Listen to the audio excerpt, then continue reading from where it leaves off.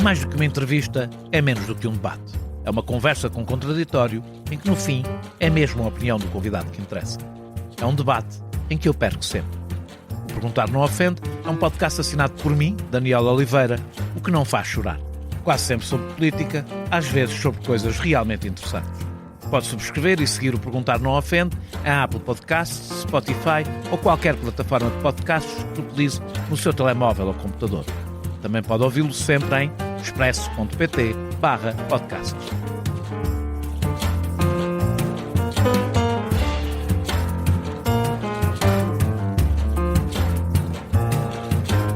No dia do funeral de Odair Muniz, uma jornalista de uma televisão fez um direto no bairro do Zambujal, dizendo que a paz cotidiana tinha regressado. No entanto, para que os telespectadores reconhecessem de onde falava, escolheu, como cenário, uma paragem de autocarro destruída. Se as palavras eram sobre um bairro que levava um dos seus a enterrar, a imagem era sobre os tumultos. Foi assim durante 15 dias. Nós, os da Cidade da Lei, a olhar assustados, irados ou compreensivos para eles, os da Cidade Invisível, para roubar uma expressão de um programa de rádio de António Brito Guterres. A polémica que veio depois, com o autarca socialista a defender regras inconstitucionais para os bairros sociais, resume ainda melhor o sentimento. A maioria da população acredita que a lei não serve para a vida destas pessoas. Que elas não as cumprem, que o Estado não tem de as cumprir. Que têm de ser mantidos na ordem, nada mais. Alguns discursos mais cuidadosos ou até bem intencionados preferiram distinguir no bairro do Zambujal e em todos onde houve tumultos resultantes de mais uma morte às mãos da polícia, uma minoria criminosa de uma maioria ordeira e trabalhadora. A realidade é capaz de ser mais complicada quando se cresce com a falta de quase tudo. Não que a escola e a casa não existam. Falta o que permite romper com o ciclo de exclusão que este território determina. A exclusão ficou evidente no próprio debate feito sobre o bairro, mas exclusivamente fora do bairro. Apesar de haver associação de moradores e outras organizações de autorrepresentação, as pessoas que vivem nestes bairros são excluídas do debate público. Elas são o problema, não a gente das suas vidas. Nas palavras de Ventura, a bandidagem, nas dos seus opositores, as vítimas, mas nunca sujeitos da sua própria vontade. Não serve isto para desmerecer quem fala porque deve falar da exclusão dos outros. Apenas para sublinhar como a invisibilidade faz parte das regras do jogo. Os moradores dos bairros sociais são vistos ou como problemas de segurança ou como problema social, nunca como um problema democrático, na medida em que têm sido excluídos do direito à cidade e à palavra.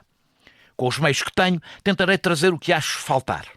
Dar alguma palavra ao bairro do Zambujal. Um deles será semelhante ao que usei com António Brito Guterres na antiga Corraleira. O guia principal não será, desta vez, o António. Será Cláudio Gonçalves, que também usa o nome de Tibunga. Nasceu no bairro da Cova da Moura, cresceu fora dali e faz parte da Associação de Moradores do Zambujal. Tem 29 anos, é modelo internacional e as oportunidades que agarrou não resultaram das saídas que o bairro tinha para lhe oferecer. Nas 2 próximas horas estaremos no bairro. Não para filmar tumultos, mas para ouvir os cidadãos que aqui vivem. Além do Cláudio, ouviremos o Edgar Cabral, a Jailisa, o José Batista, a Lenizete Santana e o Quilídio Martins. Bem-vindos ao Zambujal, de que só voltarão a ouvir falar nas televisões quando acontecer outra tragédia. Subscrever o Expresso é ter acesso à melhor informação, a uma vasta oferta de conteúdos exclusivos e à opinião de referência. Subscrever o Expresso é tornar-se membro do nosso clube, poder ser voz ativa de uma comunidade informada e beneficiar de vantagens exclusivas. Subscreva o Expresso em expresso.pt/digital. Expresso. Liberdade para pensar. Eu sei dizer televisão. Eu disse televisão, mas foi brincar. Modulações? É a limpeza, tudo. O Cláudio Gonçalves, o Tibunga, também é conhecido por Tibunga, vou-te chamando Cláudio e vou-te chamando Tibunga, tem 29 anos, é modelo profissional, nasceu na Cova da Moura e a família, toda a tua família, ou parte da tua família materna vive aqui, a tua mãe vive aqui no bairro do Zambujal, tu viveste aqui 10 anos no bairro do Zambujal e fazes parte ainda da Associação de Moradores. Exatamente. Eu queria que começasses por contar um bocadinho a tua história para te apresentarmos. Ou seja, tu cresceste, nasceste e começaste a viver na Cova da Moura. O que é que aconteceu na tua vida depois disso? Eu tive um percurso um bocado atribulado, como a maior parte dos jovens aqui nos bairros sociais. Eu fui institucionalizado quando tinha por volta de 7 anos, 6, 7 anos, porque os meus pais não tinham condições de me criar na altura. Tu tens irmãos? Tenho irmãos. Na altura só tinha uma irmã mais nova. E pronto, tanto eu como ela fomos para um colégio interno. E daí a história alongou-se e nós, né, depois de toda a fase difícil que nós passámos... Quanto tempo mais ou menos é que tiveste institucionalizado? Cerca de 2 anos. Eu 2 anos, ela teve um bocadinho mais do que eu. E depois de toda esta fase difícil, porque nós também passámos por muitos bairros sociais aqui à volta, nos tempos que ainda só haviam barracas, não é? Nos tempos das Fontainhas. Mas começaste na Cova da Moura, não é? Sim, comecei na Cova da Moura. Só foste para esses bairros sociais depois de ser institucionalizado ou ainda antes de ser institucionalizado? Não, antes de ser institucionalizado passei por alguns bairros de barracas, tivemos na Pontinha, tivemos também nas Fontainhas, e depois desse percurso todo acabámos aqui na zona da Buraca, Cova da Moura, etc. Eu nasci aqui, dei uma volta aos bairros sociais todos e depois voltei para cá outra vez. Nasceste aqui que é? No bairro do Zambojal ou na Cova da Moura? Na Cova da Moura. Cova da Moura, que é aqui ao lado. Que é aqui ao lado, basicamente. Depois foste viver com uma professora, certo? Sim, que era a minha professora primária, hoje em dia é a minha mãe também, né? Eu tenho 2 mães e na altura... porque os meus pais não tinham essa capacidade, porque nós, para sermos retirados destas instituições, têm que ser apresentadas todas um conjunto de elementos de uma estabilidade de vida que na altura era impossível. E como muitos jovens vão parar a estas instituições, mas depois só saem de lá aos 18, né? Que é quando já não dá mais. Não foi o teu caso? Não foi o meu caso, sorte minha, esta alma caridosa, que era a minha professora primária da escola EB1 Cova da Moura, que agora já não existe, acho que faz parte do Moinho da Juventude, resgatou-me desse colégio e fez este processo todo de adoção necessário, que era para eu conseguir sair. Portanto, a tua mãe é adotiva? Sim. Mas tu mantens relação com a tua mãe biológica? Também. Ou seja, eu tenho estas 2 famílias, cresci nestes 2 polos, nunca houve esta separação de agora estás connosco, não te podes aproximar da tua mãe biológica, etc, etc. Então eu cresci aqui nestes 2 mundos, não é? Depois, quando saí do colégio, foi-me apresentado toda uma vida diferente e toda uma... Né? Tua professora, essa tua mãe adotiva é branca, não é? Exatamente. E tive acesso a toda uma panóplia de condições e recursos que a maior parte dos jovens não tem aqui nos bairros sociais, não é? Portanto, eu digo sempre que parte do meu sucesso atribuo muito a este salvamento. Até sair do bairro? Sim, até sair do bairro. E depois estive sempre a transitar, depois já do colégio, estive sempre a transitar entre estes 2 mundos. Passava um tempo com a minha mãe biológica, passava um tempo com a minha mãe adotiva, e isto fez-me crescer, não é, de forma diferente, porque eu estava sempre a acompanhar o que se passava nos 2 mundos e as 2 realidades diferentes, basicamente. Mas depois voltaste aos bairros? Sim, voltava aos bairros, porque nunca perdi o contacto com a tua família, com a minha família biológica. Então... E como é que aconteceu seres modelo? Tu já és modelo internacional, eu estive a ver, aliás, o teu... Estás em muitos lugares, como é que isto aconteceu? Isto foi só depois aos 20 anos, né? Depois do meu percurso escolar. Portanto, há 9 anos, não é? Sim. E por acaso nunca tive o sonho, nunca foi assim objetivo. Fui scouted, encontrado por o dono da minha agência, o Lee de Palma, a passear no shopping, e ele disse-me: olha, tu tens o perfil, queres tentar, etc. Na altura pouco ou nada sabia sobre isto. Ele deu-me um cartão para eu fazer um casting, que eu depois meti o cartão no lixo e disse: bem, isto não é para mim, vou-me embora. Tive a sorte da minha namorada na altura pegar no cartão no lixo e dizer: olha, tenta, não sabes onde é que está a tua sorte. Eu nunca tinha viajado na minha vida, nunca tinha entrado sequer no aeroporto de Lisboa. Isto aconteceu tudo muito rápido. Numa semana fui agenciado, na outra semana a seguir já estava em Paris e já estava a desfilar e já estava a fazer coisas que eu nunca tinha pensado fazer na minha Foste vida. para Paris, portanto. A minha primeira viagem foi para Paris, sim, e foi o meu primeiro desfile na moda. Começaste a ganhar muito mais e a ter uma vida completamente diferente. Não, eu trabalhava na Telepisa. Antes de ser modelo, trabalhava na Telepisa, ganhava 2,24€ à hora. Sim. Era Paga-se um bocadinho melhor. Paga-se um bocadinho melhor na moda, isso posso conferir, sim. Eu lembro-me na altura, eu fui para Paris com pouco mais do que 400€ na altura, acho eu, para estar lá 2 semanas, e todos nós sabemos que 400€ em Paris é pouco ou nada, não é? E quando voltei da minha primeira semana de trabalho, voltei com, sei lá, cheguei ao aeroporto de Lisboa, tinha 1,5€, que foi o necessário para apanhar o 750 para vir até aqui ao bairro outra vez, não é? Uma semana mais tarde vou ao multibanco, vejo o que é que se passa e etc, e tiro o meu extrato e aparece-me lá um valor, sei lá, na altura era para aí 3.000€. Obviamente que eu ligo ao banco a dizer isto não é meu, por favor vejam lá o que é que se passa, porque eu nunca tive mais do que 200€ na minha conta, eu não sei o que é que se passa aqui, e vocês têm, não, mas veja lá porque isto veio de uma empresa francesa. Pá, e na altura, esquece, isto mudou o meu mundo completamente. E então hoje em dia é o que eu faço. Mas mantiveste completa ligação com o bairro e com sim, eu tenho aliás, como eu disse, és da Associação de Moradores, sim, portanto mantens uma vida ativa. Claro, porque eu também percebo as necessidades que a minha comunidade tem e que é importante pessoas como eu, que podem eventualmente ser uma referência para os jovens e etc, chegarmos aqui e termos esta proximidade, deles perceberem que há outros caminhos, é possível e que, sei lá, eu, por exemplo, tenho uma parceria com uma agência tu dizes é possível, mas a verdade é que se não tivesses saído do bairro, se não tivesses ido viver com essa professora... Aqui não há, eu costumo dizer que não... Porque isto é muitas vezes usado a dizer, como vê, é só porque não querem... A frase é esta, normalmente chegam ao pé de mim e dizem-me, atenção, que eu já vivi de norte a sul do país. Sim. E dizem-me, Cláudio, tu até és um preto diferente. Pá, gosto de ti, pá, tu és um preto diferente, tu não és como os outros todos.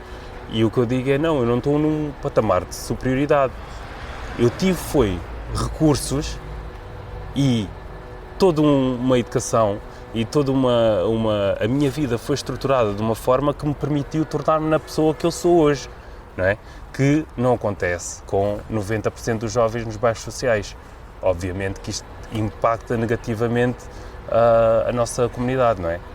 E aquilo que eu sou hoje não é porque eu sou especial, é porque eu tive algo que o resto dos meus... Por exemplo, nós éramos uma turma de 20 e tal, quase 30 alunos na Cova da Moura, eu acho que 2 deles se safaram na vida.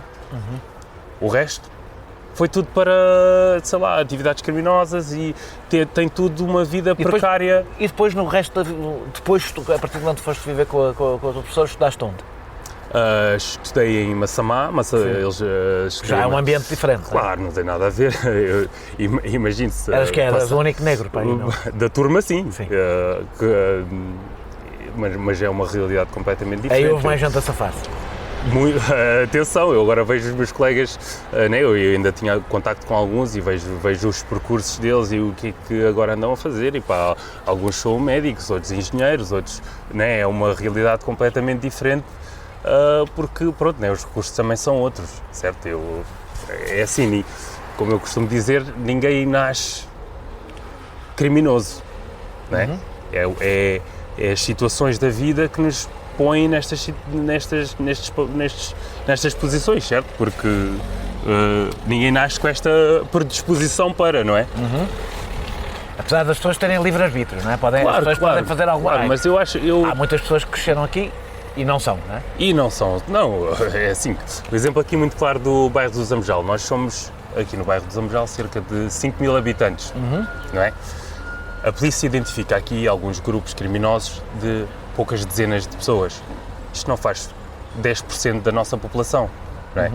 Mas o que passa para fora, para os canais televisivos e o que passa, o que as pessoas veem na mídia, etc., é apenas o reflexo daquilo que estes jovens fazem, não é? Na realidade, só cá vem quando acontece qualquer coisa. Exatamente. E depois, todas estas pessoas, estes 5.000 habitantes, são julgados pelos atos de poucas dezenas de jovens que muitos deles entram nessas atividades porque tiveram as vidas que tiveram e nunca tiveram oportunidades, ou porque a escolaridade foi precária, ou porque, sei lá, têm preocupações que uma pessoa normal não tem, não é? Aqui passa-se fome, aqui não se sabe quando é que o fim do mês chega, aqui precisamos de material escolar e não temos, aqui as necessidades são outras completamente, e isto faz com que estes jovens muitas vezes ponham-se nestas posições de desespero, não é? E é complicado. Uma coisa é, eu também digo sempre que a nossa moral depende muito da situação onde nós estamos. Eu consigo ser uma pessoa correta se não me faltar comida, se não me faltar comida para os meus filhos, se não me faltar se as minhas necessidades básicas estiverem supridas, não é? Agora, se eu tiver uma posição em que eu estou a passar fome, vejo os meus filhos a passar fome, não tenho material escolar para os meus filhos, não tenho as coisas básicas que eles necessitam para se tornarem cidadãos comuns e terem tudo o que é preciso para serem pessoas perfeitamente normais, aqui a escolha já começa a ser um bocado... Tu tens memória do tempo anterior a teres ido viver com a Claro, professora? eu tive momentos, eu passei fome, eu dormi na rua, eu já tive milhentas situações em que, como eu disse há bocado, em que eu estou numa posição em que eu tenho que decidir entre ser uma pessoa correta e ser seguir os meus ideais, ou roubar para comer, não é? Porque eu estou com fome, não é? E de que servem os nossos ideais, as nossas crenças, os nossos princípios quando estamos a passar fome, quando vemos os nossos filhos a passar fome, quando não temos dinheiro para pagar a renda, quando não temos, não é? Isto são questões que são um bocadinho mais sensíveis. Nós vamos começar a nossa visita ao bairro. Nós neste momento estamos em frente à esquadra da PSP, de Alfragide. Tu tinhas 18 anos em 2015, estou a fazer bem as contas, tinhas 18 anos, portanto não tens grande memória daqueles acontecimentos na esquadra de Alfragide. Para quem não se lembra ou tinha menos de 18 anos e está a ouvir, foi quando vários, na realidade, dirigentes associativos do Moinho da Juventude, na Cova da Moura, aqui ao lado, foram espancados. Podemos dizer, já não precisamos dizer alegadamente, porque os polícias foram condenados, ficou provado em tribunal que aquilo aconteceu. Apesar da polícia ter ficado, os vários agentes terem continuado ao serviço da PSP, tu tens alguma memória disso? Não estavas aqui sequer nessa altura? Não, eu tenho memória disso e soube o que é que se passou. Na altura não vivia na Cova da Moura, vivia na Buraca, e estou próximo o suficiente, tenho muitos familiares na Cova da Moura e eu soube da notícia, soube do que é que se passou. Obviamente não estava presente no local, mas... Nós, em princípio, hoje vamos falar com alguém que teve... Isto para dizer o quê? Que não... Repare-se, esta violência policial não é algo que se estranha da nossa parte. Isto foi uma notícia grande e gerou este escândalo todo. Porque eram dirigentes associativos, não é? Claro, mas isto não é uma coisa que não foi a primeira vez que aconteceu, não é? Nem da forma que aconteceu. Eu próprio, que nunca participei nestas atividades que me pudessem pôr nessa posição, já fui alvo de violência policial só, sei lá, por estar a andar de skate na rua, ou por ser abordado pela polícia quando estou no meu carro, ou já tive que fugir da polícia não sei quantas vezes, não porque estava a fazer alguma coisa de mal, mas porque, lá está, não é? Eu estou aqui numa posição em que tenho que decidir, em que a minha segurança está em primeiro lugar. A população vê a polícia como inimiga aqui? Isto também entra ali naquela parte que eu estava a falar da nossa população. Quando nós temos um grupo de jovens muito pequeno que faz e participa nestas atividades criminosas, mas depois nós temos 90% de uma população que levanta-se todos os dias para ir trabalhar em situações precárias, etc., que nada tem a ver com estas atividades criminosas, mas depois temos a polícia de intervenção quando entra no bairro, e também por isto ser considerado uma zona urbana perigosa ou sensível, ou como eles lhe querem definir, eles entram ali dentro, eles não estão a separar entre os 10% e os 90%. Toda a gente que mora neste perímetro é igual, é a mesma coisa. não é? Em Massamá não me acontecia isso. Eu já vivi no Porto, já vivi em Braga, já vivi em Guimarães, também não me acontecia isso desta forma. Agora, é o seguinte, ali dentro somos todos iguais, ali quando a polícia entra, eles não separam quem faz de quem não faz e etc. E a pergunta que eu te faço é, de quem é que achas que a população tem mais medo? Dos bandidos que vivem ali com eles, que muitos deles até são familiares, e muitos deles, apesar de praticarem estas atividades criminosas, ajudam a própria população, que às vezes está muitíssimo necessitada, ou da polícia que faz estas intervenções que sempre que aparece é desta forma robusta e agressiva, e chega ali já com preconceito de meter toda a gente... O que a polícia diz é que quando entra nestes sítios a reação é de tal forma que não tem outra forma de entrar. A nossa população, que nada tem a ver com as atividades criminosas, tem mais medo da polícia do que dos criminosos. Isto é errado, isto não faz sentido nenhum. Não é? Ou seja, a forma como a polícia atua nestes meios... Fala-se muito da polícia de proximidade, etc. O que é que tu achas, como é que achas que a polícia devia... Eu acho que a polícia tem que existir aqui, como existe em todo o resto do país. Obviamente não se invalida... Como é que a polícia devia funcionar aqui? Obviamente não se invalida o trabalho da polícia. O trabalho da polícia é necessário e ninguém põe isso em causa. O que nós pomos em causa é que isto é um problema sistémico. Ou seja, aqui qual é o centro da questão? É que o que a polícia representa nestes bairros é uma coisa completamente diferente do que fora.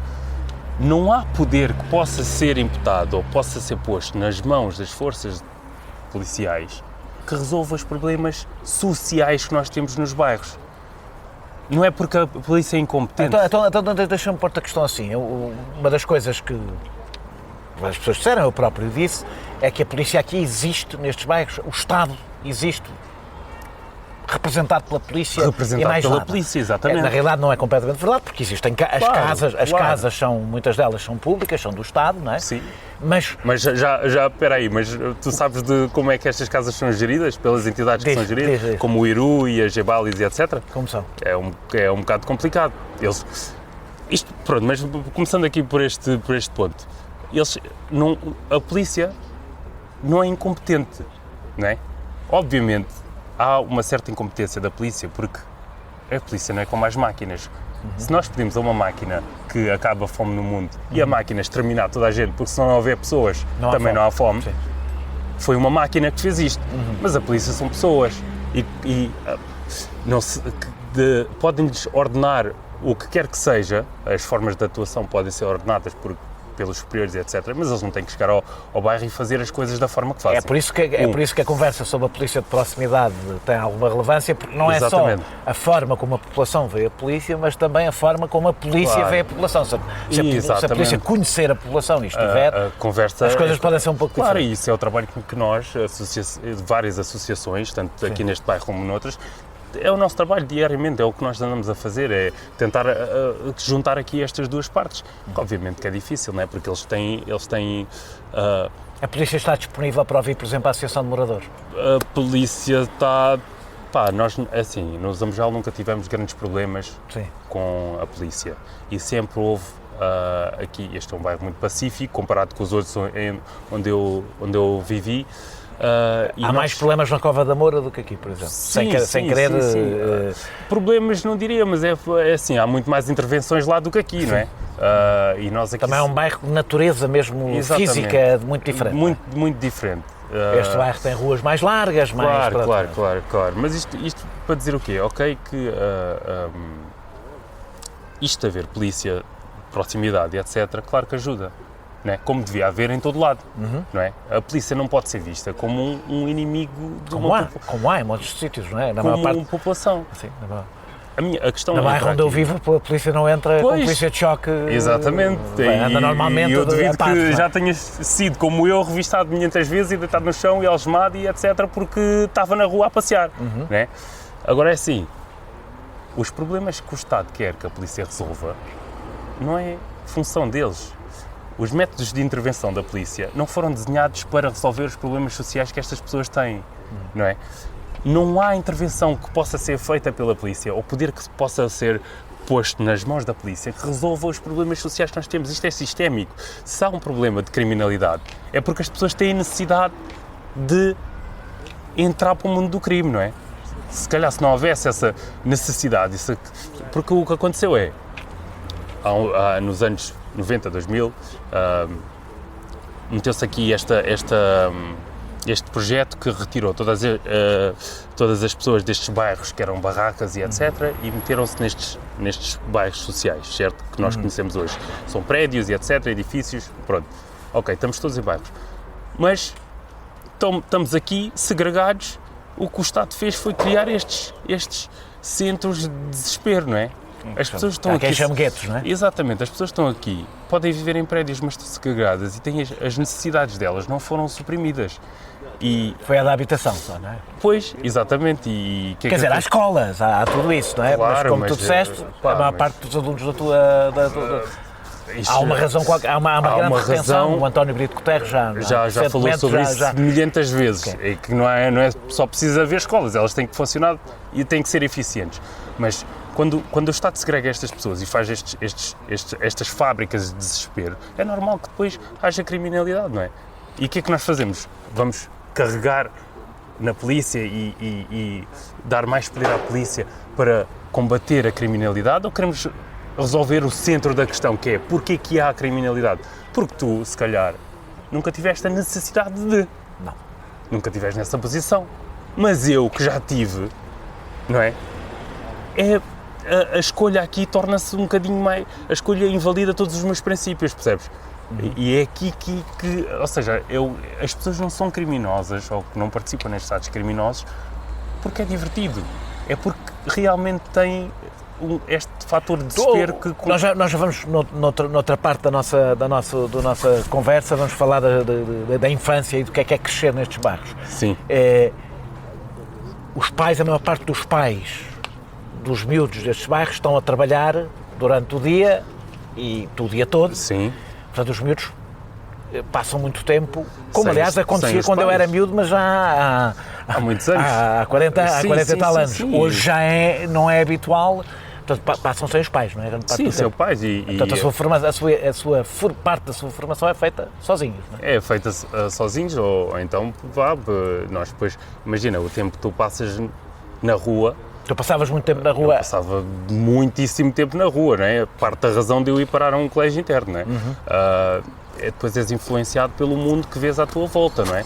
A criminalidade e a forma como a polícia age, e etc, etc.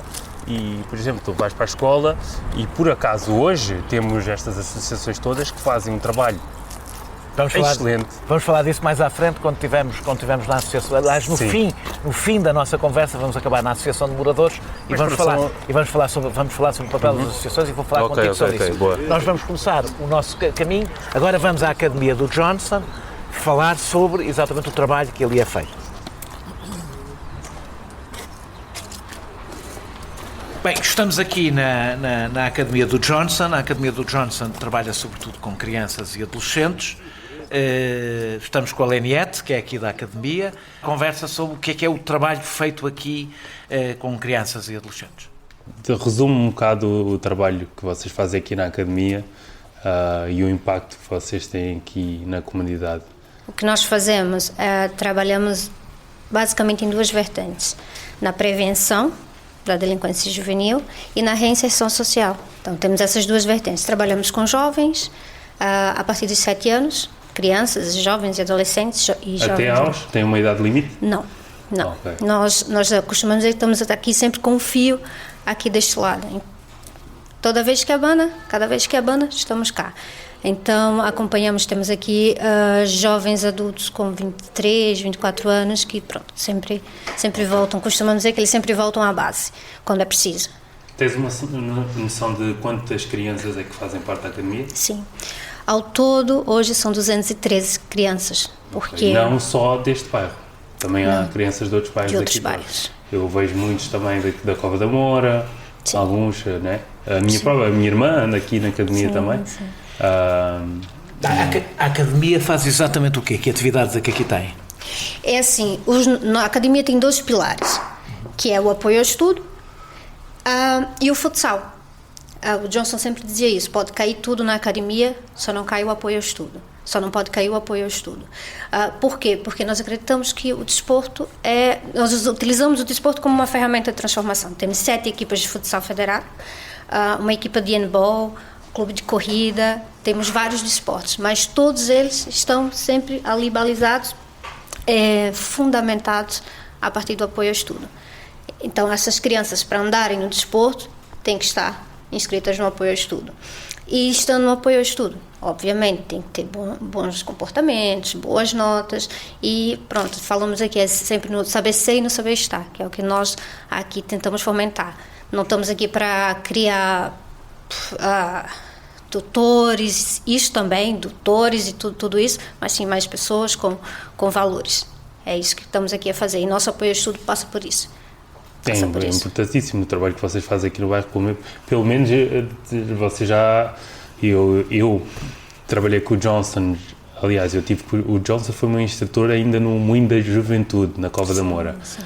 E acompanhei sempre o trabalho que ele fez e as gerações todas que o nosso falecido Johnson moldou de forma muito eficiente e de forma muito corajosa até ao seu falecimento, infelizmente. Querem contar um bocadinho a história do que é que fez nascer isto e quem é o Johnson para as pessoas que estão a ouvir?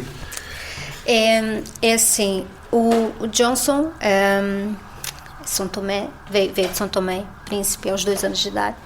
Tinha aqui o pai, e o pai depois de 2 anos trouxe a família toda e foram morar na Cova da Moura. O Johnson, ele sempre dizia que até os 7 anos teve uma infância absolutamente normal, entre aspas, teve uma infância absolutamente normal dentro do bairro, era feliz, só que quando passou a ir para a escola, começou a sentir as diferenças. E começou aquilo dentro dele, a revolta, a angústia, a raiva aos 9 anos de idade. Resolveu sair de casa, morar na rua, cheirava cola, começou a fazer pequenos furtos, e nisto deu-se. Só que assim, ele sempre dizia, Leni, fazia-me confusão. Na minha casa não havia nada. Eu afanava, ele falava isso, afanava ali um leite, um pão, levava para casa, meus pais não aceitavam. Então aquilo me fazia confusão, resolvi morar na rua. Pronto, foi na rua, passou fome, conheceu outros tipos de drogas, pronto, e viciou-se na cocaína e na heroína. Então a partir daí foi só ladeira abaixo. Aos 16 foi preso, teve 6 meses cá fora, depois cometeu outros tipos de crime e apanhou 14 anos. Desde 14 cumpriu 12, 10, perto de fazer os 11 anos saiu, ainda saiu com os vícios. Tinha aqui a mãe, lá na prisão perdeu o pai, e isso também foi ali onde começaram a fazer os cliques, começou a virada de chave. Ele tinha mãe e resolveu dentro da prisão, não, eu tenho que aqui parar um bocado, porque tenho a minha mãe lá fora.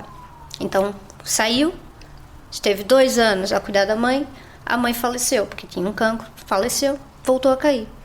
Só que nesta altura, quando ele ainda estava a cuidar da mãe, estava lá no Moinho da Juventude, a trabalhar com jovens.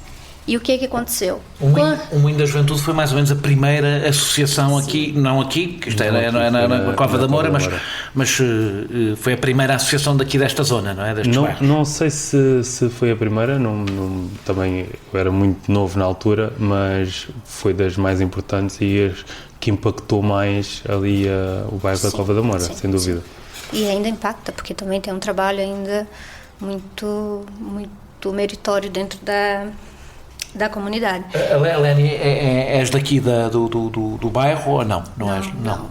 É assim, a minha história com a Academia Johnson é um bocado diferente do que a maioria das pessoas conhecem. As pessoas conhecem o Johnson, depois conhecem a obra do Johnson. Não, eu vim do Brasil em 2017, não podia trabalhar porque não tinha documento, então, e sempre joguei futsal. Então o que acontece? Procurei um clube para jogar. Então entrei na Academia do Johnson, treinava lá no ringue da Buraca, ali ao pé da Cova da Moura, foi quando conheci a Cova da Moura, e tenho lá muitas amigas.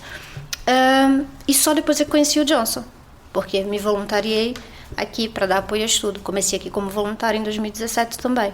surgiu uma oportunidade em 2019, dezembro de 2018, 2019, o Johnson me chamou para fazer parte da equipa de fato, e desde lá tem sido a minha vida. A Academia do Johnson tem sido mesmo aquilo em que eu me dedico a 200%. Retomando um bocado para a história ainda do Johnson, foi no Moinho da Juventude, enquanto esteve lá a cuidar da mãe, a mãe faleceu, ele voltou a cair. A mãe era bengala. E o que é que o fez reerguer? Os jovens como o Cláudio. Os jovens que ele voltou a cair, voltou, e os miúdos ouviam, e diziam: Johnson, não foi isso que tu nos ensinaste. Não foi isso. E foi isso que fez com que ele procurasse ajuda. Teve 2 anos para fazer tratamento no Val da Có, e depois disso é história. Fundou a academia em 2014, junto com o Dr. Carlos Simões, que hoje é o presidente da associação, da academia, e eles já lá vão 10 anos desta associação. Infelizmente nos deixou em 2022, mas pronto, estamos aqui a dar continuidade da melhor forma possível. Uma forma exemplar e excelente, né? Daquilo que eu tenho acompanhado destes anos. O que é crescer aqui esta uma parte que me interessava falarmos aqui um bocadinho? O que é crescer neste bairro? O que é ser criança num bairro como este? Tu não foste criança aqui, ao contrário do Cláudio, tu não foste criança aqui, mas do que vês das crianças que trabalham aqui?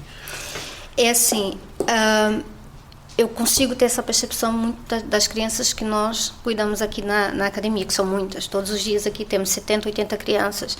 O Cláudio deve ver isso, toda a gente vê, porque isso aqui tem vida. Se está um silêncio, tá uma coisa assim tranquila, mas começam a chegar as crianças, isso aqui ganha vida, é bom de estar aqui, elas gostam de estar aqui. Se nós abrimos a porta, é sempre a bater: a academia já abriu, eles gostam de estar aqui, sentem-se mesmo em casa, sentem que é um sítio deles. De fato, não tenho muita propriedade para dizer o que é ser criança aqui no bairro. O que eu posso dizer são das crianças que nós acompanhamos, e é muito complicado, porque nós sentimos que essas crianças são podadas à raiz. O futuro delas é podado à raiz, a partir da escola, a partir da própria envolvência aqui do bairro. E é muito complicado fazer com que uma criança consiga perceber que existe um mundo inteiro que ela pode e deve desbravar, que ela tem todas as possibilidades. E aqui dentro da academia, o que nós tentamos cada vez mais é mostrar para ela: não, você pode. Você tem todo o horizonte que você pretender. Desde que você percorra esse caminho, não vai estar sozinho, vai estar conosco sempre. E isso, quando nós fazemos a inscrição aqui de cada criança, nós sentamos com a criança e com os pais e nós assinamos um gênero de um contrato, onde nós nos comprometemos com a criança, onde o pai tem que se comprometer com o filho e onde a criança também tem que se comprometer com a academia e com ela própria. Então, nós sentamos com a criança e dizemos: só assinas isso se tiver, de fato, certeza que queres entrar para a academia. Porque aqui há regras, aqui há respeito e aqui há coisas para cumprir. Aqui da academia, nós vamos fazer de tudo por si. Mas o primeiro passo tem que ser dado sempre por você. Então, é a nossa conversa com as crianças, com adolescentes, são essas. E hoje, nós temos aqui jovens que entraram aqui hoje com 10 anos de idade, que são eles hoje os mentores dos mais novos, que esse era o grande sonho do Johnson, que as crianças dessem continuidade a isso. E é muito... Eu sou suspeita para falar, porque eu de fato amo o que eu faço aqui, mas é muito bonito de ver que hoje nós temos jovens de 20, 21 anos que estão à frente disto. E que são crianças daqui, que cresceram aqui, que teria toda a propriedade para responder essa pergunta: o que é ser criança e crescer aqui no bairro? E tem feito um trabalho muito, muito bonito. Como é que as crianças, do que viste, viveram este período mais complicado do último mês? Assustadas, muito assustadas. Nós temos o grupo de pais do futsal, do handball, de tudo isso, e muito assustado porque nunca vimos nada disso. pelo menos estou aqui há 7 anos e nunca vi nada parecido. E tivemos algumas crianças, foi triste, foi muito triste de ver crianças com receio de ir ao treino do futsal, e elas amam o futsal, não por medo do retorno, de como elas iriam entrar no bairro. Isso foi muito triste de ver. Crianças, nós tivemos aqui uma situação que me marcou bastante, que foi, nós avisamos no grupo dos pais que a academia não iria abrir naquele dia. Só que temos uma mãe que está no grupo e que não sabe ler. Nós só escrevemos, não enviamos o áudio. Ela mandou a criança. Isso foi desesperador. Depois tem um miúdo. Estávamos todos aqui à procura do miúdo. O miúdo no meio desta confusão toda. E o miúdo está completamente assustado. Continua. Obviamente que temos tido mais ali atenção com ele e ali tentando retomar a normalidade, mas para este miúdo em específico, porque ficou mesmo no meio daquilo tudo. Traumatizado com a situação toda. Pois. Houve um episódio que eu li no jornal, não sei se sabes da história ou não, dos polícias que vieram num jogo de futsal. Sim. Com shotguns e que... Sim. Queres contar essa história? Sim, o que acontece é assim, e isso é feito diretamente por mim, porque faço também essa parte administrativa da associação. Nós, como disse, temos 7 equipas de futsal federadas. A partir dos infantis, que são os miúdos de 12, 13 anos, é obrigatório ter segurança, um policiamento. Nós temos a opção de PCS. E são pessoas formadas, que têm um curso na Associação de Futebol de Lisboa e que podem fazer a segurança nesses jogos. Mas sempre optamos pelo policiamento de fato. Por quê? Porque também é um modo das próprias crianças perceberem que a polícia está aqui por nós, para nós. E não só ser aquela coisa distante. Então sempre, desde que estou cá, e o Johnson sempre me dizia também que era por isso, que optamos pela polícia. Não foi diferente. Neste final de semana, a seguir a todo o ocorrido, não foi diferente. Continuamos com a polícia normal, só que aquilo que era para ser 2 agentes, porque era um jogo de iniciados, ou seja, miúdos, 14, 15 anos, tinham lá 8. E para além de ter os 8, depois ainda vieram mais alguns com shotguns, com coletes, e isso deixou os miúdos completamente... Não só os miúdos, toda a malta que estava no pavilhão, porque sentiram-se de fato que não estavam ali. Ou seja, tu eles. Sentiste que há um medo Sim. da própria polícia. E houve um incidente no fim, não foi? Houve um incidente por causa de uma camisola, de uma t-shirt. É assim, nós ainda estamos a aguardar o relatório de jogo, que já pedimos, para perceber de fato o que é que o árbitro escreveu. Houve de fato um dos miúdos levou uma t-shirt e fez uma homenagem ao Odaí, assim como fizemos em outros jogos, porque fizemos em outros locais, fizemos nos infantis, fizemos em vários escalões. E houve sim esse episódio, disseram que não se podia usar. O polícia? Não sei efetivamente porque eu não estava lá, mas esse foi o polícia. Os miúdos dizem que sim, que o policial esteve a falar com o árbitro para que isso não fosse, para que ele não mostrasse. Mas eu não posso garantir, porque eu não estava lá e o miúdo nem sabe dizer quem, alguém disse.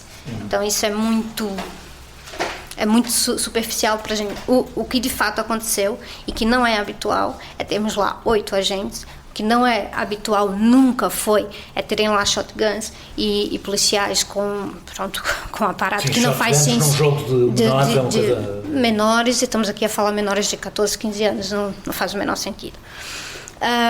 E quanto a isso é fato, isso aconteceu, isso é impensável. É impensável. Muito obrigado, Lénia, por este bocadinho. Nós vamos seguir agora ao café onde houve uma manifestação a seguir à morte de Odair.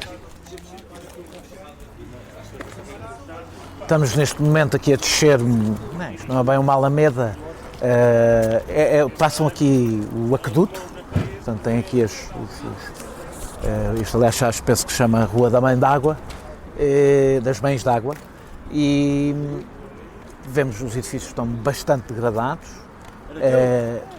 Estamos a descer da Academia do Johnson para o café onde começou a manifestação logo a seguir à morte do Adair. Depois ali há uma zona onde os prédios estão ainda mais degradados, segundo percebi, aqueles são os da Câmara que estão ainda piores dos do Coiru. O espaço público não está tratado, mas sobretudo os prédios sobretudo os da Câmara, estão a precisar de pintura e bastante degradados. Estamos neste momento a aproximar-nos do café para termos uma conversa sobre o que foi a seguir à morte do Adair, o que aconteceu aqui no bairro. Estamos aqui ao pé do Café do Graça, é assim que se chama, Café do Graça, que é onde começaram as manifestações, e neste momento vamos falar com o Edgar, que é vice-presidente da Associação de Moradores, e com a Jailisa, que, para além de muitas outras coisas, era muito amiga do Adair.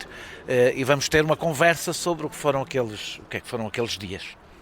Jailisa, houve aqui uma manifestação, queria começar por falar sobre aí, logo a seguir à morte do Adair, houve aqui uma manifestação, a comunicação social não ligou muito a essa manifestação, mas conta-nos o que é que aconteceu nessa altura. A manifestação correu bem, estivemos aqui embaixo, depois subimos para casa, para o café do Adair, e fomos para a casa dele. A gente queria e ainda queremos que a justiça seja feita, que não seja mais um que fica em vão. Era muito amiga do Adair, não era? Era. Quer-nos falar um bocadinho dele? Era uma pessoa, como é que eu digo, carinhoso, atencioso, ele dava-se com todo o mundo, principalmente com as crianças, ele dava-se bem. E nunca tive, desde que eu lhe conheci, nunca tive reclamações com ele. Havia dias que eu estava mesmo triste, ele de longe já começava-me a chamar e já via logo que eu estava triste. E já começava a meter-se comigo, a fazer-me rir. Depois ele dizia, tudo vai passar, tu és forte, tudo vai correr bem. E isso doeu mesmo. Ele era popular aqui no bairro? Era muito. Mas porquê? A forma dele lidar com as pessoas, de respeitar as pessoas, não só os adultos, as crianças. Ele dava-se bem com todo mundo, porque ele era, se ele não era para manter a paz, também ele não era para estragar. Foi muitas vezes noticiado que ele tinha cadastro, não é? Portanto, que ele teve problemas com a justiça. Era a mesma pessoa? O que é que aconteceu? Eu, em termos de cadastro, isso a mim não me afeta em nada, porque para mim o que é que me importa é a pessoa que ele foi, que ele me apresentou ser. E em termos de cadastro, qualquer uma pessoa pode ter. Não importa o passado, temos que importar é no presente e no futuro. A vida que ele estava a levar. O passado não interessa. Edgar, Edgar é o vice-presidente da Associação de Moradores. Eu queria que falássemos um bocadinho do que aconteceu, ou seja, houve uma manifestação pacífica, houve uma concentração, uma homenagem, não teve grande impacto na comunicação social. Quando começaram a arder os primeiros carros e os primeiros caixotes de lixo, a comunicação social, durante uma semana não se falou de outra coisa senão do bairro do Zambojal. O que é que aconteceu aqui exatamente? O que aconteceu basicamente, tivemos aquele dia que a população revoltou-se com a situação do Adair Muniz, e no dia seguinte, nessa manhã de facto, tivemos o Partido Chega e a CM a falar do Adair. CM Correio da Manhã. Exatamente, a falar de algo que o Adair não é. E porque eles não conhecem, né? Eles podiam vir fazer o portfólio e saber quem era o Adair de facto. E nós, a Associação de Moradores, chamamos a comunicação social para explicar quem era o Adair, a boa pessoa que era, e que tudo o que eles estavam a dizer não era verídico. Portanto, nesse dia, tivemos aqui as pessoas todas, os jornalistas foram bem recebidos, saíram daqui de maneira pacífica, fizeram o trabalho deles, não aconteceu nada, toda a gente tratou bem e saíram, depois de fazer as entrevistas que tinham a fazer, os seus trabalhos, visto que a gente chamou cá para fazer os seus trabalhos, foram à sua vida tranquilamente. Agora, quem esteve cá, em termos de jornalistas, que depois não respeitou o horário de saída, isso já não garantimos a segurança. Mas basicamente chamamos a comunicação social para falar do aldeia e também do que aconteceu. E eu queria falar dos tumultos, Sim. que foi disso sobretudo que o país esteve a falar. Exato. Eu não te vou perguntar quem é que fez os tumultos, não é essa a pergunta, mas a coisa foi muito pintada assim.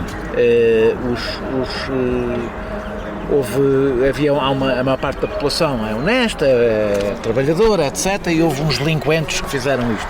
É tão simples como isto? Ou não sei se foram miúdos, se foram menores, eu não quero evidentemente que identifique-se, não é isso que quero que faças, é que me expliques o que é que aconteceu realmente aqui. Não, o que aconteceu foi que a comunidade que gosta do Aldeia Muniz revoltou-se e teve esses episódios que aconteceu. Não estamos a falar de um grupo específico, não estamos a falar de uma pessoa específica, estamos a falar da comunidade do bairro Zamujal que se revoltou. Mas eu ouvi dizer que houve muitos menores envolvidos nos focos postos. Isso já, se calhar, é a comunicação social que diz, mas nós, de facto, o que sabemos é que a comunidade se revoltou. Mas isso não causou aqui muito medo no próprio bairro? Ou seja, estes tumultos não causaram medo no próprio bairro? Sim, as pessoas ficaram assustadas. São episódios que nunca tivemos aqui no bairro Zamujal, que é um bairro pacífico, e temos uma diversificação da comunidade multicultural e nunca presenciou isto e, claro, ficou assustada e com medo dos tumultos. O que é que tu achas dos tumultos? Os tumultos sinto que é a revolta das pessoas e que há coisas que têm que mudar na Polícia de Segurança Pública, que tem que se calhar dar uns passos para trás na formação e no trabalho que a polícia faz e analisar o que se pode melhorar para episódios desses nunca mais voltarem a se repetir. Mas incomoda-te, por exemplo, o que aconteceu naquele autocarro em que um trabalhador, não é? Um motorista, não penso que não foi aqui neste bairro, isso incomoda-te ao saberes, por exemplo, que houve alguém que foi hospitalizado por causa dos... Sim, depois um descontrole da situação que nunca conseguimos prever o que acontece às pessoas e aos bens materiais. Mas é lamentável o motorista da Carris ter ficado hospitalizado devido aos tumultos. Que traumas é que deixou tudo isto aqui neste bairro? Deixou as pessoas muito tristes, falta de esperança, falta de fé, falta de respeito. São os traumas que vão-nos acompanhar por enquanto, um longo tempo, porque as pessoas estão a desacreditar, principalmente na PSP, que está aqui, que devia estar aqui só para nos proteger e, de uma certa forma, ajudar-nos a ter mais segurança no bairro. Tiveram aqui políticos. Quem é que esteve aqui que vocês a seguir? O Pedro Nuno Santos. Sim. A Mariana Mortágua. Sim. O Marcelo Rebelo de Sousa disse que foi aos bairros, não veio aqui? Aqui não nos contactou, não tive qualquer informação que ele esteve cá. Soube alguma coisa de políticos que aqui vieram? Eu soube, mas o Marcelo não esteve cá. Isso eu garanto de certeza, ele não esteve cá. É porque parece que noutros bairros onde eu tenho a informar também ninguém viu o Marcelo Rebelo de Sousa. Ele não esteve cá. Quando querem falar, digam a verdade, mas não vêm com mentiras. É importante os políticos virem aqui? É para conhecerem e para terem mais realidade do nosso bairro. Não é só ouvir a comunicação social e não virem aqui para estar com os moradores e conhecer a realidade. Achas que a comunicação social não é justa com vocês, com este bairro? Não. Porquê? Porque eles não apuram os fatos como são. Eles só ouvem um lado, o outro não querem nem saber. Qual é o lado que eles ouvem? Os polícias. Não sentes, queria fazer esta pergunta com sinceridade, sentes que os polícias são aliados da população aqui ou são inimigos? Eles quando entram demonstram logo que são inimigos do bairro. Eles não transmitem segurança, que deviam transmitir ao bairro, eles não transmitem. Não transmitem. Mesmo nas crianças, já não transmitem segurança. Nas crianças porquê? Como é que a polícia intervém aqui no bairro, por exemplo, em relação às primeiramente crianças? já entram logo armados. A polícia anda armada, não é? Em geral. Não, mas há muitas formas mas não é com aquelas armas tipo Shotguns, sim. shotguns. O meu filho de 7 anos já me pergunta: mãe, porquê que eles entram no bairro assim?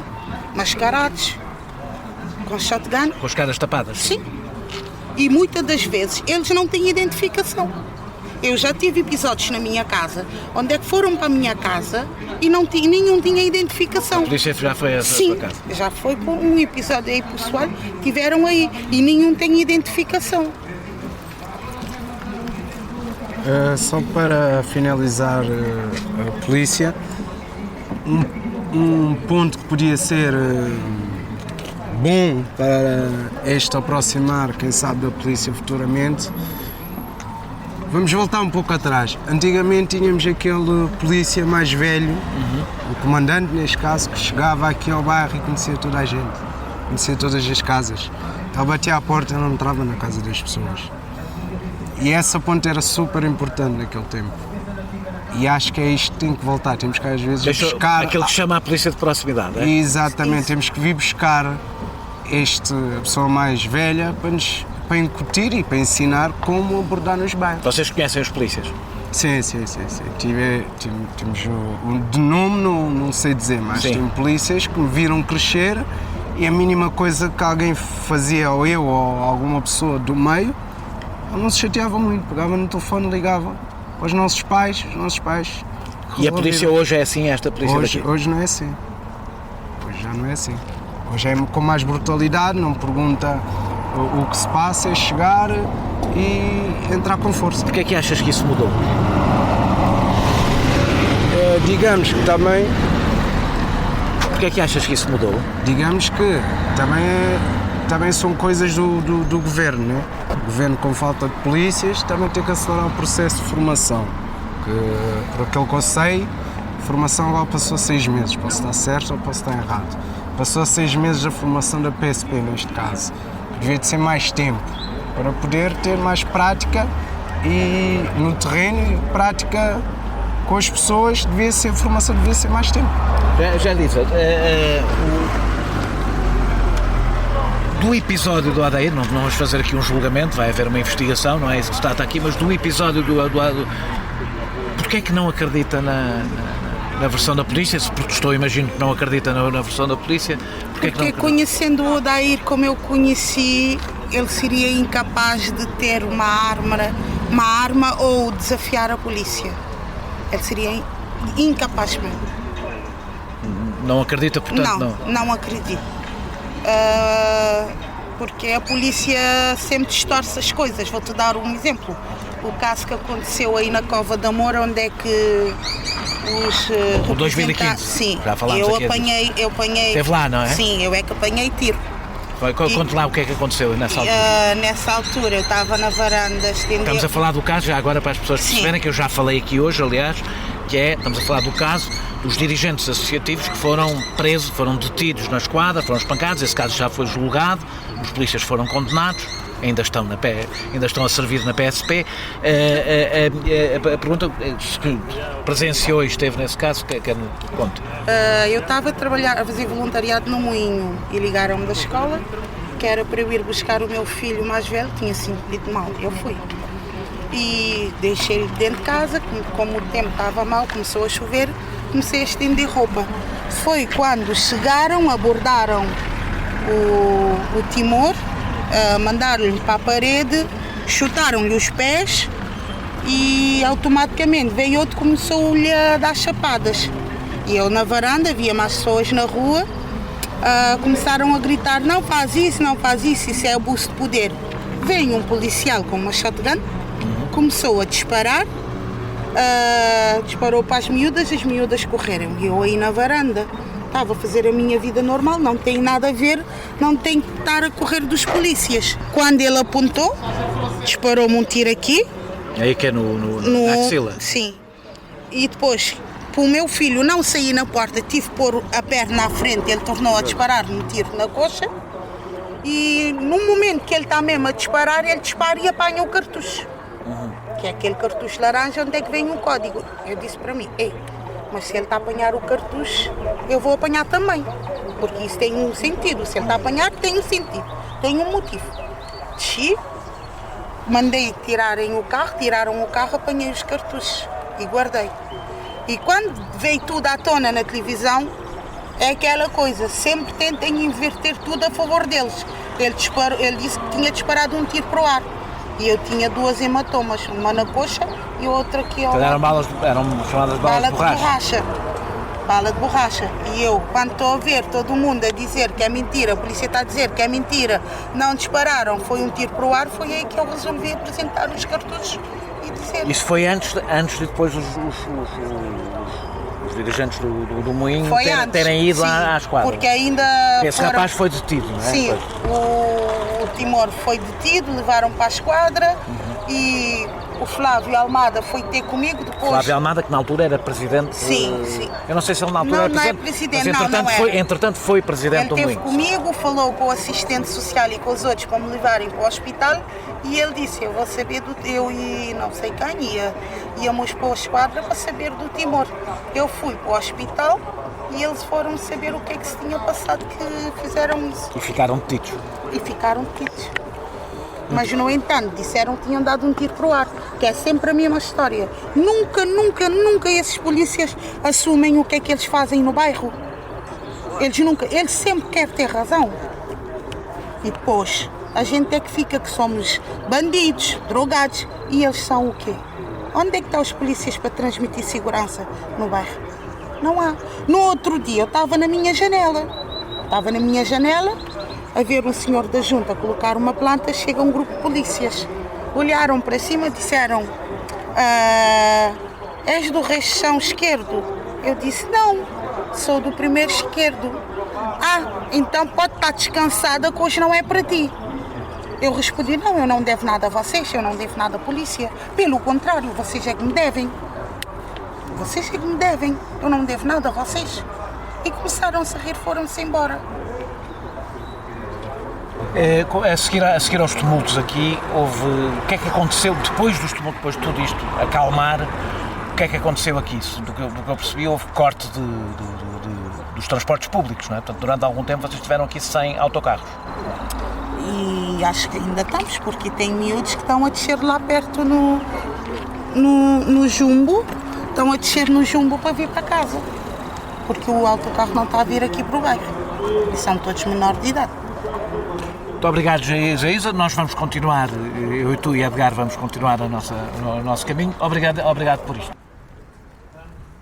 Nós subimos aqui do café onde começou a manifestação, viemos aqui a uma rotunda, à barbearia do Quilídio, onde vamos conversar, vai o Cláudio conversar com o Quilídio, que é barbeiro. Invasão. Ele vai comprar só que ele vai chorar, tens que tirar o mínimo. Não vou tirar.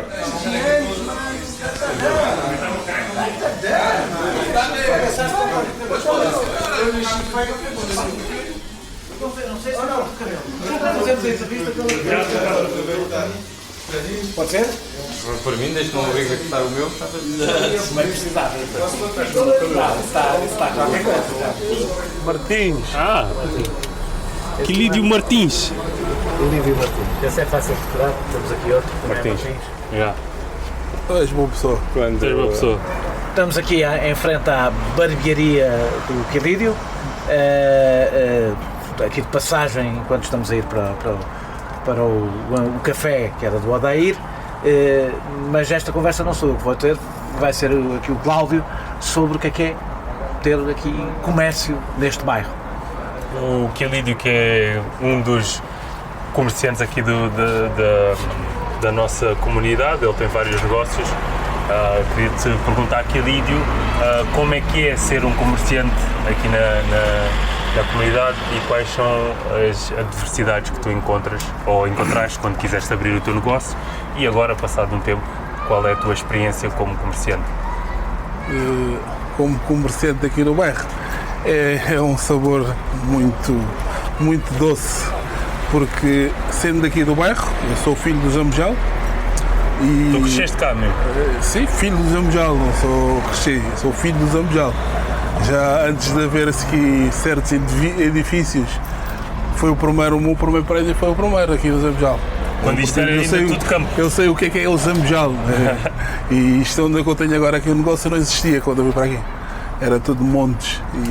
E é um sabor diferente ter um negócio no teu bairro, onde as pessoas do bairro vêm aqui cortar o cabelo, pessoas que cresceram contigo, e filhos de amigos de infância vêm aqui, avós, todo o tipo de pessoa que são daqui do bairro vem aqui. É muito bom. Por um lado é bom.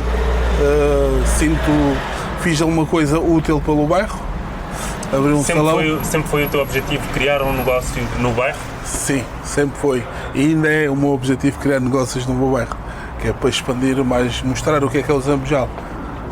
Ok, e diz-me uma coisa, quando começaste a iniciar estes negócios todos, quais foram as maiores dificuldades que tu encontraste? Eu acho que eu não tive dificuldade de nada, porque eu sou do bairro. Eu não senti dificuldade. Sei que comecei, de início tive que aplicar um preço um bocadinho mais baixo do mercado, porque também era de início. Estás a ver? E para ajudar também a comunidade, estás a ver? Para as pessoas que não tinham condições. Eu sempre pensei nos mais velhos, aquelas pessoas que estão em casa, não têm condições, recebem pouco. Essas coisas assim, pensei sempre nisso e continuo sempre a pensar nisso. Então, e tu, a barbearia é o único negócio que tu tens, não? Não, tenho uma academia de boxe também aqui no bairro e tenho um bar de xixa também no bairro. Tenho 3 negócios. Qualquer dia os cafés são todos teus aqui no... Os cafés não. Mas eu tenho um salão, como digo, uma academia de boxe, onde trabalho com muitas crianças do bairro e qualquer uma outra pessoa que venha do outro lado. E tenho um bar de xixazinho que funciona mais à noite. Cláudio, tu também tiveste aqui um negócio também, não tiveste aqui um café durante uns tempos? Sim, eu tive aqui um café durante os tempos. Eu não tive a mesma experiência que o meu amigo Lídio teve. Eu achei muito difícil gerir um negócio aqui no bairro. Tínhamos problemas constantemente, quer seja com a própria polícia, que nos invadiu o café e andava a revistar o nosso café. O público-alvo seria malta mais velha. Quando eu digo malta mais velha, estamos a falar de pessoas de 60, 70 anos, que muitos deles são uns imigrantes que vieram de Cabo Verde e estavam ali. O objetivo era aquele ser mais temático. Havia os senhores mais velhos a jogar Oril, tínhamos morna a tocar, era uma coisa assim mais pacífica. E não foi nem uma nem duas vezes que eu vi estes senhores de respeito e pessoas mais velhas de mãos na parede a serem revistados pela polícia. Entre muitos outros problemas que depois acabaram por me fazer desistir do negócio. Mas pronto, né? Tu tens esse tipo de problemas aqui, querido, ou não? Eu não tenho esse tipo de problemas, porque também é um derivado do negócio dele, que eu ainda fui lá umas quantas vezes. Tenho uma boa relação com a mãe dele e com ele também. Mas a diferença de negócios é porque, imagina, o negócio dele toca álcool.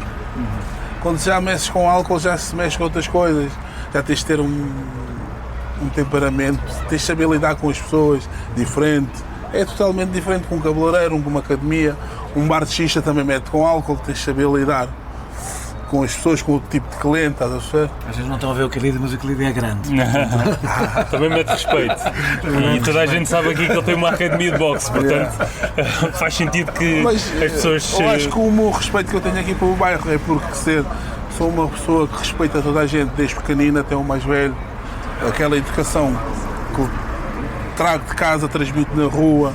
Eu sou igual para todos, sou mesmo igual para todos. É respeito acima de tudo. Agora vamos da barbearia, vamos à casa não vamos à casa do Odair, vamos ao pé da casa do Odair e vamos conversar com José Batista, que é da etnia cigana e vizinho, mais importante do que isso, vizinho. Isso tem alguma relevância para a nossa conversa, mas mais importante do que isso é vizinho do Odair. É claro, de um lado ou do outro. Estamos aqui mesmo ao lado da casa da família do Odair, a casa que era do Odair. Estamos com um vizinho, José Batista, Exatamente. que é da comunidade cigana. Isso é importante para para uma pergunta específica que eu vou fazer. Mas a primeira, queria perguntar, conhecia bem o Odair? Sim, há cerca já de 25 anos, por aí. E qual era a sua opinião sobre o Odair? Bem, o Odair, eu acho que não há palavras para descrever o que o Odair era. Porque, além de ser uma pessoa negra e eu ser cigano, nós dávamos super bem, onde estivesse, ele vinha sempre cumprimentar. Se eu tivesse com 40 ou 50 indivíduos da minha etnia, ele, sem conhecer, cumprimentava-os todos. Isso era uma das características que ele tinha. Se houvesse qualquer coisa no bairro, ele estava disposto a ajudar. Pronto. Inclusive, a minha mãe e a minha vizinha, que é a minha tia, estavam sempre aqui à porta. Por onde ele passasse, cumprimentava sempre as velhas. Dizia sempre bom dia ou boa noite. Tias, tudo bem? Pronto, não há palavras para descrever o que o Odair era. E é por isso que houve tanta... Porque houve esse sentido, uma grande unidade do bairro. Do bairro em si. Ele era muito conhecido no bairro. Sim. Mas não era só por cumprimentar as pessoas. Não. Pronto, inclusive, estas coisas que aconteceu, estes tumultos, pronto, nós fomos contra, mas sentimos a revolta do que aconteceu, porque ao fim e ao cabo foi uma vida que foi tirada a uma família, na qual houve muita coisa que se disse dele que não foi verdade. Por exemplo? Pronto. Que ele era um marginal, que era toxicodependente. O que ele fez no passado, mas ao longo destes anos para cá, tentou remediar o que aconteceu. Pronto. Ele inclusive tinha aqui um café no bairro, dava super bem com as pessoas, era querido por toda a gente, sendo africano e umas pessoas brancas, etnia cigana, toda a gente gostava dele. Porquê? Era uma pessoa 5 estrelas. Nunca o vimos metido em confusão. Ele era pela paz, pela razão. Eu sei, de certeza absoluta, o que aconteceu de posterior à morte dele, ele era contra isso. Seria contra os tumultos, acha? 100%, garantido. E falou aqui várias vezes de ser da etnia cigana. Sim. E dele ser de origem africana. As relações com as comunidades diz-se muito, não é? Sim. Que não são fáceis neste Não momento. é fácil. Não? Confirma que não são fáceis? É assim, a questão não é bem essa. Quem está de fora, por vezes é que impõe essas dificuldades. Mas por quem está de fora diz que isto é só marginais, por assim dizer. Porquê? Isto é tipo gueto. Mora ciganos, pretos, brancos, tudo. Estamos fechados aqui. Isto é só marginais. A fama que o bairro teve há 30 anos atrás ou 40, se viesse cá, se calhar dava razão. Porque foi na altura que rebentou a droga. Na década de 80, 90, se calhar eu dava razão. Mas agora, dá 20 anos para cá, tem muito, como é que eu ia dizer, historizado muito isto, que é o gueto, que é o bairro, é pessoas marginalizadas, mas é mentira. Eu tenho os meus filhos na escola. Eu tive uma filha, foi até o 12º ano. Ela aí, quando entrou para a Escola Azul, aqui na Almeida Garrett, foi quadro de excelência 3 vezes. Não é fácil. Para uma miúda cigana. Você não vê muito isso. uma miúda cigana. O que é que quer dizer com isto? As pessoas de fora, por vezes é que metem aquele medo, aquela coisa no bairro. Aí é o bairro, são marginais. Mas isso não é verdade. Porque quem conviver aqui o dia a dia, isso não acontece. Aconteceu isto, destes tumultos, mas foi a revolta. Porque foi tirada a vida a uma pessoa inocente. Se calhar estava na hora errada, no local exato. Esta união que existiu, mas esta união que existiu é habitual ou não? Esta, à volta do Odair, nas manifestações, sim, é habitual? Sim. Quando há festas, quando há coisas aqui, estamos sempre presentes. Inclusive, nós temos aqui uma associação que é a Academia do Johnson. Já lá estivemos lá hoje. Onde há crianças de todo o feitio, tudo. E ciganas tudo. E brancas. Eu tinha o meu filho a jogar na Academia do Johnson, sendo cigano. Porque temos pretos, ciganos, temos tudo. Quando há eventos, nós estamos presentes. As pessoas às vezes é que metem aquele pavor, aquela coisa. Aí é o bairro, é o gueto. Mas isto é um mito, por assim dizer. Muito obrigado, José. Nada, eu é que agradeço. E nós vamos agora para a Associação de Moradores terminar esta nossa conversa.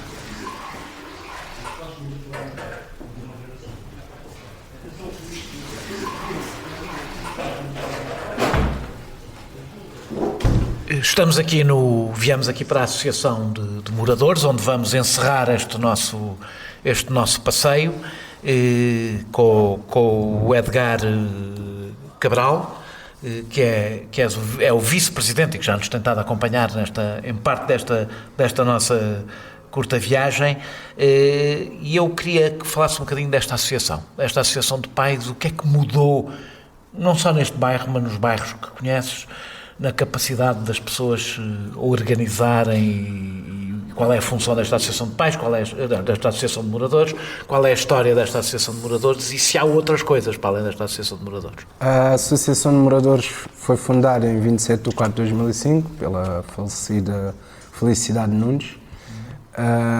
Eu tomei posse de vice-presidente o ano passado, que agora o presidente é o Gilberto Pinto, que é filho da falecida Felicidade Nunes, e é uma associação de moradores que damos apoio em tudo que seja da parte social, burocrática e também pessoal das pessoas. Tentamos sempre acompanhar as pessoas em termos de alimentação, de saúde, de documentação, porque temos uma variedade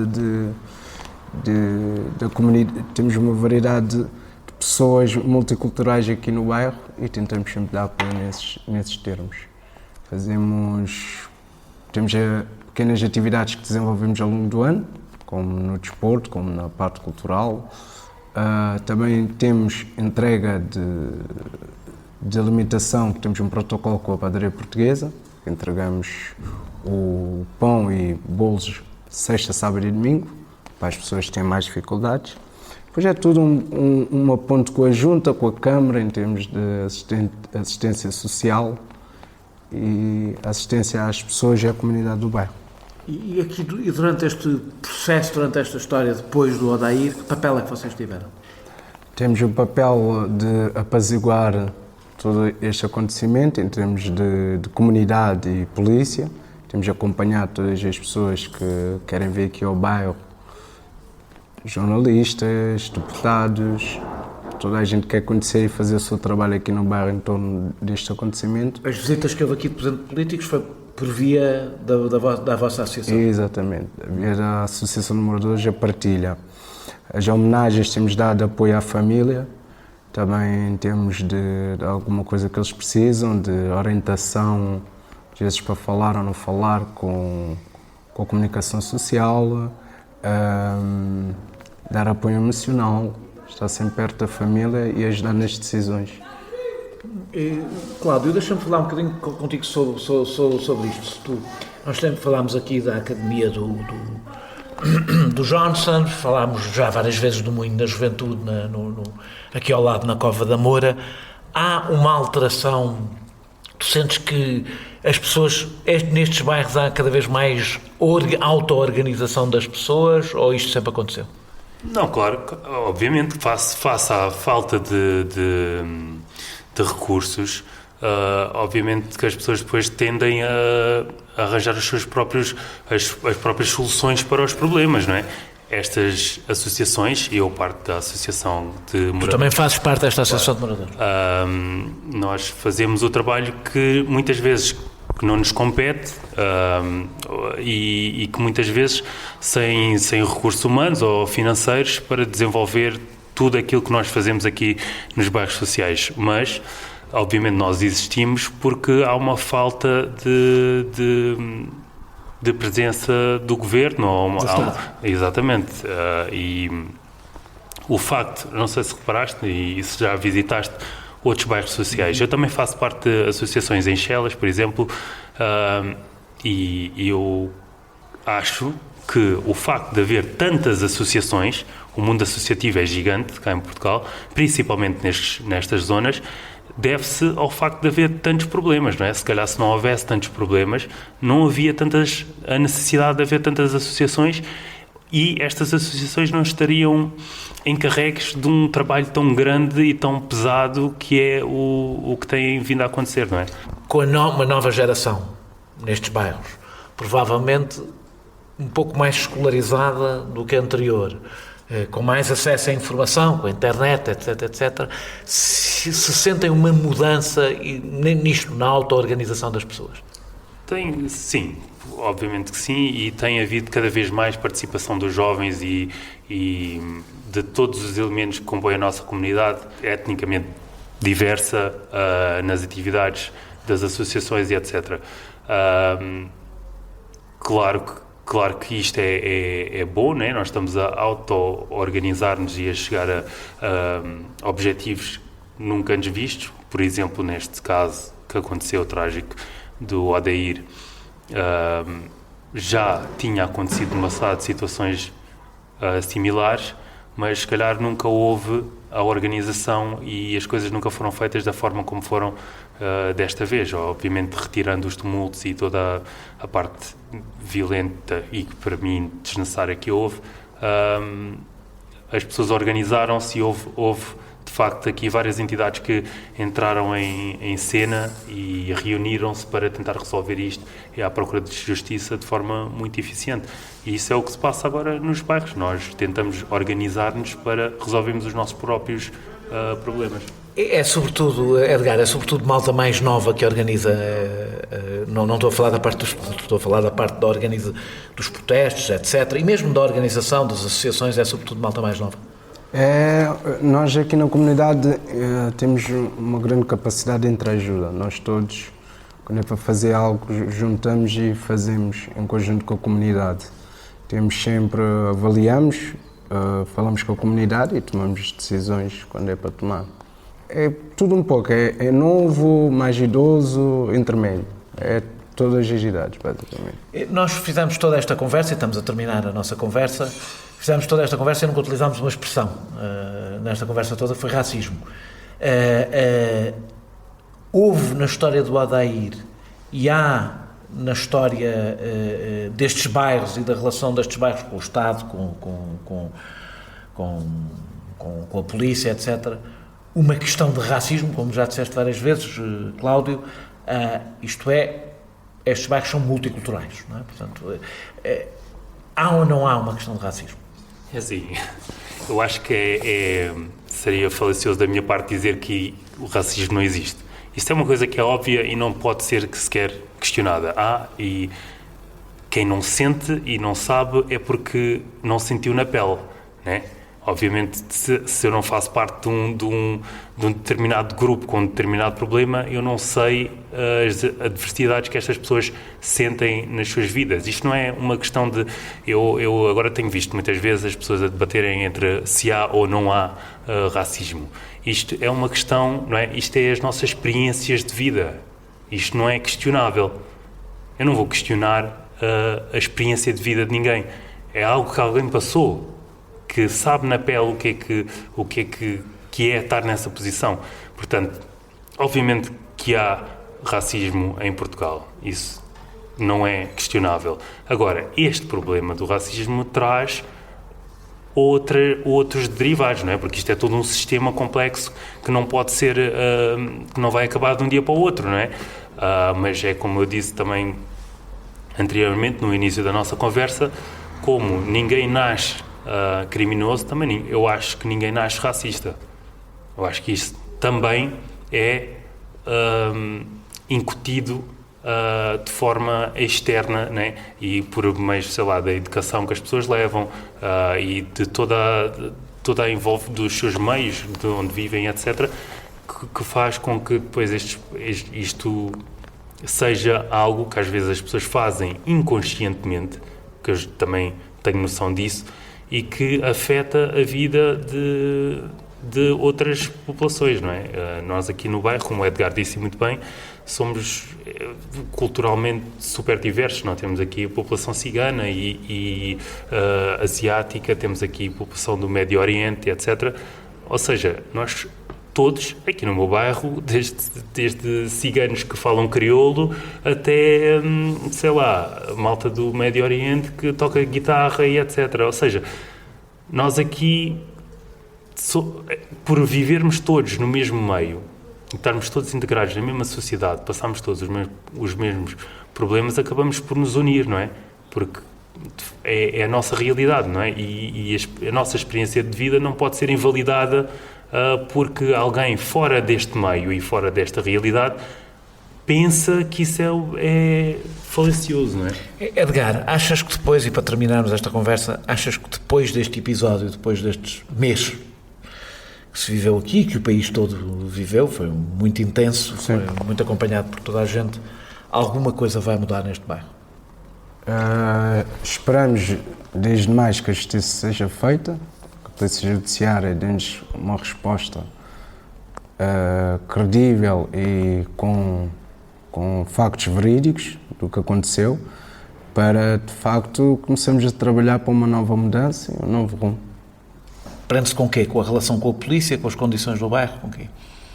Prende-se ao facto que temos de ter uma resposta ao que aconteceu e esperamos que a resposta seja bastante positiva e que seja tudo esclarecido da melhor maneira. E tu, Cláudio, achas que vai alguma coisa mudar, não só neste bairro?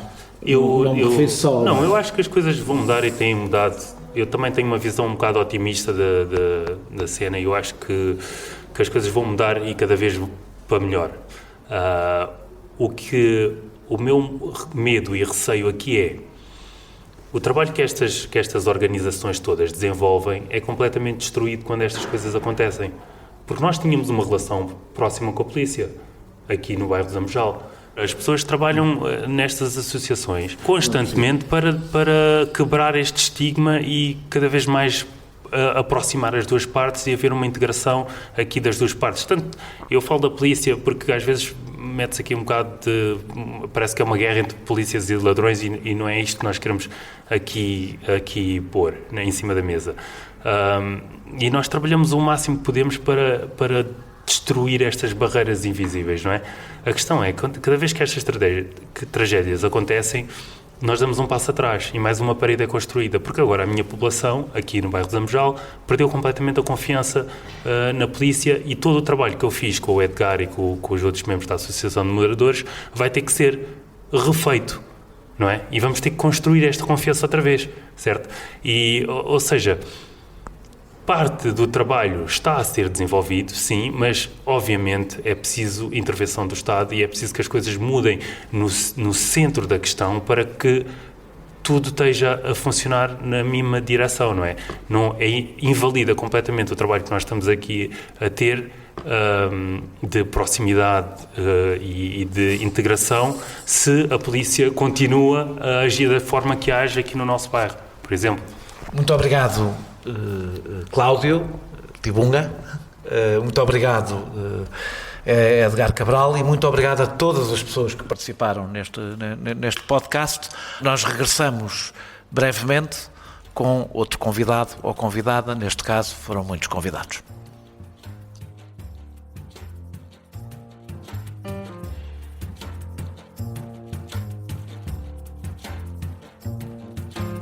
Este episódio teve a produção e edição de João Martins, música de Mário Lajinha, grafismo de Tiago Pereira Santos a partir de ilustração de Vera Tavares.